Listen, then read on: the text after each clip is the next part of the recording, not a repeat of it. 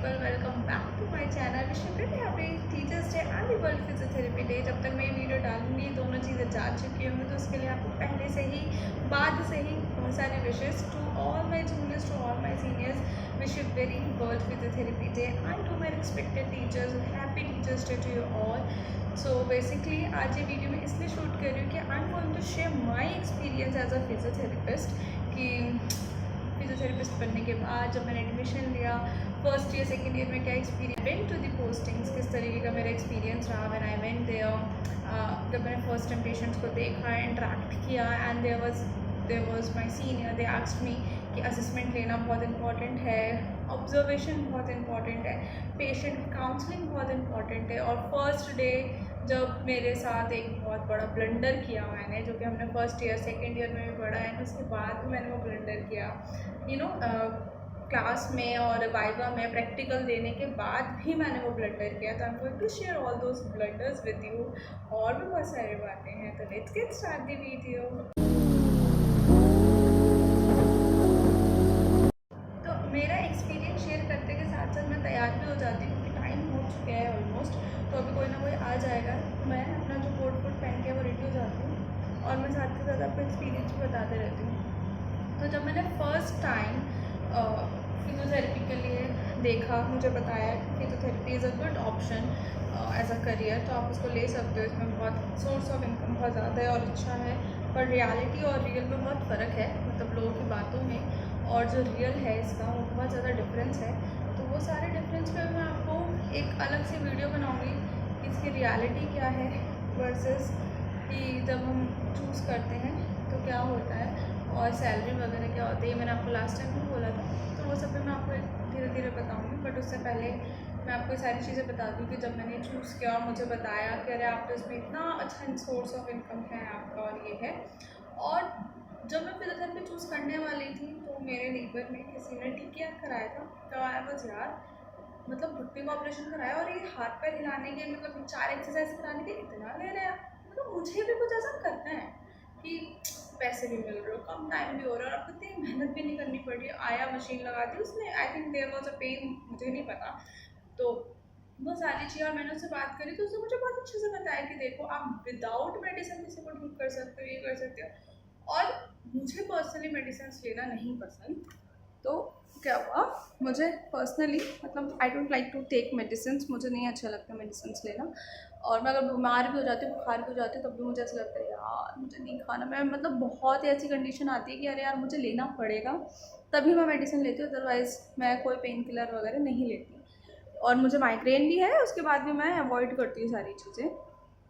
Camera थोड़ा set नहीं हो पा रहा आज, चलो कोई बात नहीं, बात करते रहते हैं और कैमरा धीरे धीरे सेट हो जाएगा.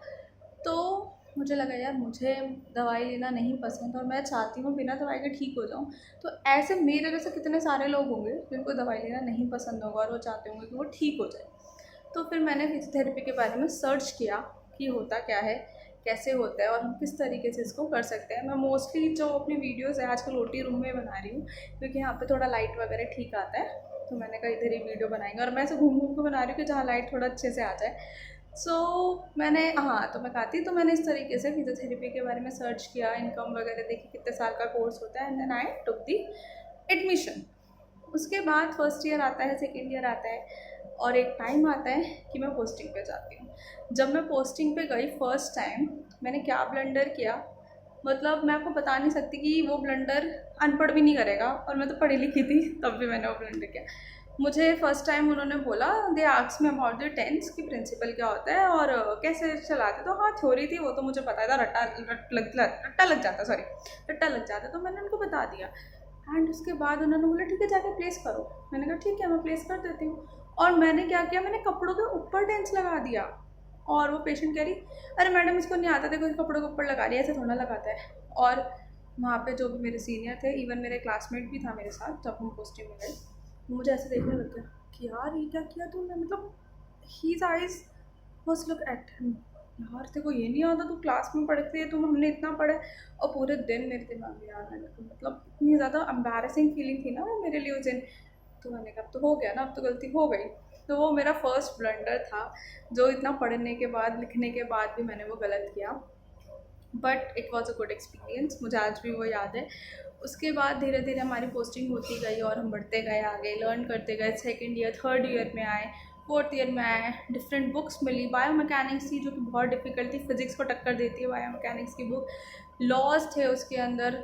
Physiotherapy is not about to raising your hands and leg, it's all about your body mechanics, कि आप किस डायरेक्शन में करोगे तो कौन सी मसल कितना वर्क करेगी, कितना, मतलब there are so many thing मुझे नहीं समझ में आता, जो लोगों को ये बातें नहीं समझ आती। Even doctors don't know about this and still they right कि अरे ये वाली एक्सरसाइज करा देना। आपको उस एक्सरसाइज का मतलब पता है? अगर किसी पेशेंट को कुछ भी प्रॉब्लम होती है ना, तो we have to diagnose all those things, we have to take assessment कि इसकी डेली लाइफ में प्रॉब्लम क्या आ रही है। According to that we plan the exercise. आप कैसे बता सकते हो कि अरे ये एक्सरसाइज करा दो उसको?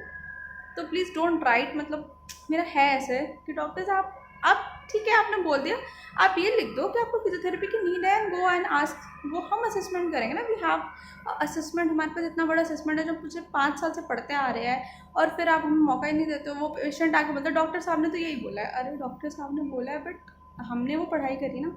एक सर्जन को अपनी सर्जरी के बारे में पता होगा, एक मेडिसिन को, एक फिजिशियन को अपनी मेडिसिन के बारे में पता होगा, एक फिजियोथेरेपिस्ट को उसकी एक्सरसाइज के बारे में पता होगा। तो just think about it and उसके बाद आप सब बताएं। सो जब ये सारी चीज़ें जब मैंने फेस करी ड्यूरिंग दी पोस्टिंग, मुझे बहुत वियर्ड लगता था। और मेरा हमेशा सबसे ये क्वेश्चन रहता था, इवन मेरे सीनियर से भी, कि हम प्लान करेंगे ना। तो दे टोल्ड मी कि यू प्लान अकॉर्डिंगली, आप असेसमेंट लो, आप ऑब्जर्व करो पेशेंट की गेट पैटर्न को, हर एक चीज़ पेशेंट का जो भी रिलेट आता है आप उसको ऑब्जर्व करो, and after that plan exercise. Doctor ने जो लिख के दिया है, ठीक है, हम उसको ये नहीं कह रहे कि उन्होंने गलत लिखा है या ख़राब लिखा है, उन्होंने जो लिख के दिया है उसको भी कंसिडर करो, बट पेशेंट को इस तरीके से काउंसिल करो कि they will understand you also as well. ऐसा नहीं होना चाहिए कि पेशेंट को वो समझ ही नहीं आए कि हम क्यों कर रहे हैं और क्यों नहीं कर रहे। तो I learn that from my senior, और मैं उसको आगे लेके गई और मैंने वो चीज़ सीखी। तो जब हम पोस्टिंग के लिए गए, मतलब मेरा बेस्ट एक्सपीरियंस जो था पोस्टिंग में, और जब मैंने Indian head injury foundation join किया, 4 मंथ्स मैंने वहाँ पोस्टिंग करी, और मेरा one of the best experience था इतनी सारी पोस्टिंग में से। इवन मेरी इंटर्नशिप से भी ज़्यादा अच्छा मेरा वो इंडियन हेड इंजरी फाउंडेशन था। देयर वॉज अ सर, और वो, मतलब आई डोंट नो मुझे उनके बारे में भी क्या बोलना चाहिए। वो पर्सनली शायद इतने इंटरेक्शन नहीं है, बट जब वो सिखाते थे, बताते थे, he was too good, he was too good. और उन्होंने सारी चीज़ें सिखाई, बिकॉज मुझे न्यूरो में बहुत ज़्यादा इंटरेस्ट है भी और था भी पहले से। जब मैंने फर्स्ट डे न्यूरो पढ़ा, फर्स्ट डे क्लास हुई हमारी न्यूरो से रिलेटेड, और जब मैं न्यूरो के पेशेंट्स देखती हूँ तो यार उनके लिए बहुत बड़ी बात होती है, just lifting a hand, just move a little finger, just like blink his और हर आइज़, तो उनके लिए बहुत बड़ी चीज़ होती है। तो वहाँ जब मैंने सीखा, पेशेंट्स देखे, पेशेंट की फैमिली को काउंसिल किया, तो बहुत ज़्यादा अच्छा लगा। फिर इंटर्नशिप में एक मैम थी, शी वॉज टू गुड, मतलब मैं बता नहीं सकती वो इतनी अच्छी थी। उसमें मैं स्पोर्ट्स टीम में थी ड्यूरिंग दैट टाइम, और उन्होंने मुझे वहाँ पे जो मैंने एज अ स्पोर्ट्स पर्सन सिखाया कि उसमें भी पेशेंट बहुत पेनफुल चीज़ों में आते हैं, उस टाइम में उसके लिए उतना ही डिफ़िकल्ट होता है अपना हाथ पैर उठाना, चलना, वॉक करना, अपनी डेली एक्टिविटीज़ करना। तो उन्होंने मुझे सारी चीज़ें सिखाई। तो बीइंग अ फिजियोथेरेपिस्ट, मतलब जब आप पेशेंट का पेन कम करते हो, जब आप पेशेंट की मूवमेंट्स लेके आते हो, जब पेशेंट आता है नो बहुत दुख के साथ सैड सा फेस बना के आता है, और जब वो जाता है तो इतना खुश होकर जाता है, वो एक्सपीरियंस, वो हैप्पीनेस ही कुछ डिफरेंट लेवल की होती है। आप भूल जाते हो कि आप पैसे कमाने के लिए आए थे या आप अपना नाम बनाने के लिए आए थे। उस टाइम बस आपको ये होता है कि यार वो पेशेंट आया है, वो इंसान आया है, और कैसे ना कैसे मुझे उसकी जो प्रॉब्लम है वो कैसे ना ठीक करनी है कि वो अपनी डेली लाइफ में जा सके और अपना काम कर सके। फिर आप टाइम भूल जाते हो कि अरे एक शेड्यूल होता है कि अरे एक पेशेंट को 20 मिनट ही देना, 25 मिनट ही देना, बट आप उससे ज़्यादा भी दे देते हो, और आपको रहता ही नहीं है कि अरे उस पेशेंट नहीं और भी है। हम हर एक पेशेंट को इंडिविजुअली इस तरीके से कि आप थके भी हो रहे हो तो तब भी आपको तो नहीं मुझे इसको करना है, वो इतनी उम्मीद के साथ आया।